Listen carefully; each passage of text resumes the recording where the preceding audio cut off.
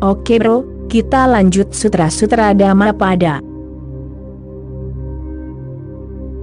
Sutra berikutnya, seorang master meninggalkan kerusakan. Dia tenang.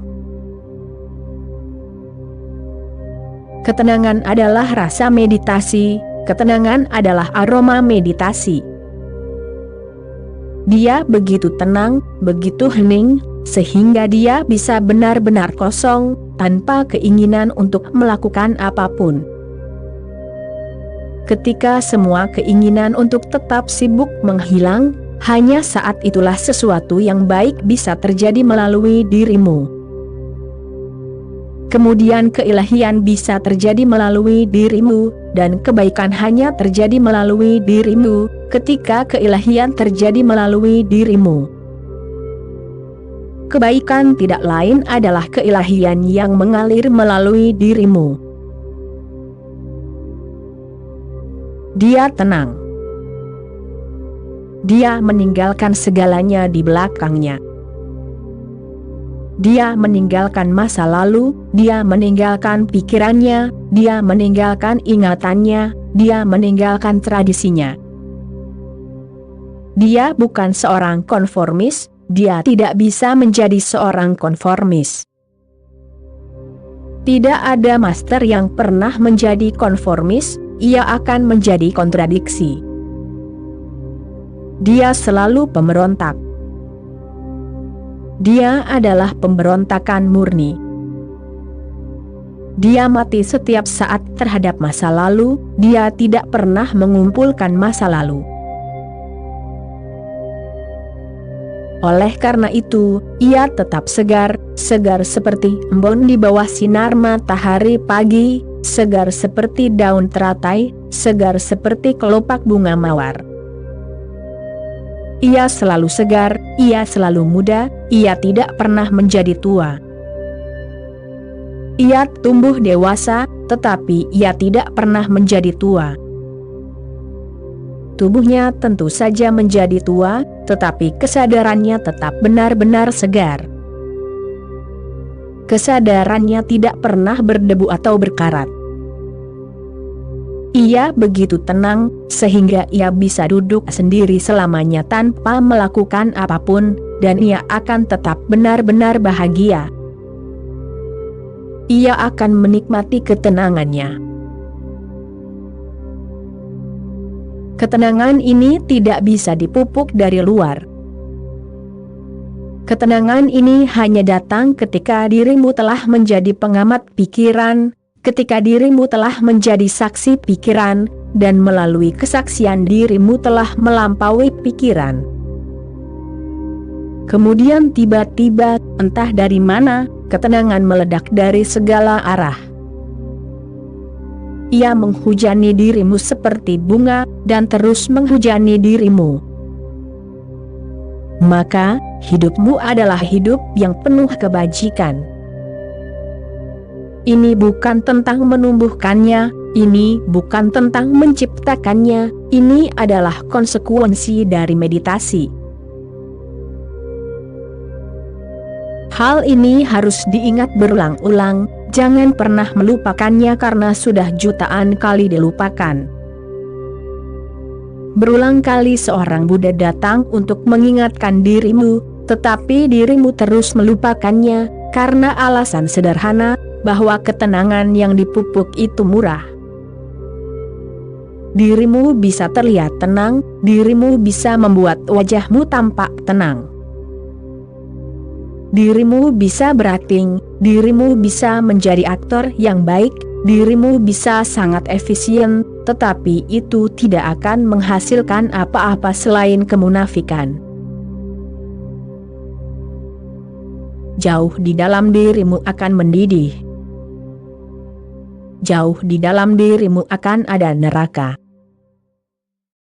Dari luar dirimu telah mengharumkan diri sendiri, tapi di dalam dirimu bau. Di dalam dirimu berpegang teguh pada semua kesengsaraanmu, pada masa lalumu, pada semua yang mati, pada semua yang busuk, pada semua yang seharusnya dibakar, dirimu berpegang teguh padanya. dan mereka yang berpegang teguh pada mayat, perlahan-lahan juga menjadi mayat. Mereka yang hidup dengan mayat menjadi mayat itu sendiri. Di permukaan dirimu mungkin tersenyum, dirimu mungkin tertawa, tapi jauh di dalam hanya ada air mata kesedihan. Tetapi fakta aneh tentang manusia ini harus dipahami, bahwa ia berpegang teguh pada masa lalu. Bahkan jika masa lalunya buruk, ia tetap berpegang pada masa lalu, meskipun itu membuatnya menderita. Mengapa ia berpegang pada masa lalu? Karena masa lalu memberinya definisi, masa lalu memberinya identitas, masa lalu memberinya gambaran tentang siapa dirinya. Perhatikan pikiranmu, bagaimana dirimu berpegang pada masa lalu. Tidak ada yang bisa dipegang, hanya tulang-tulang kering, kerangka, tetapi dirimu memegangnya seolah-olah itu adalah hidupmu. Dan karena dirimu memegangnya, tangan dirimu tidak kosong untuk memegang apapun lagi. Karena dirimu melihat ke masa lalu, dirimu tidak bisa melihat saat ini, dan dirimu tidak bisa menikmati keindahannya, kegembiraannya.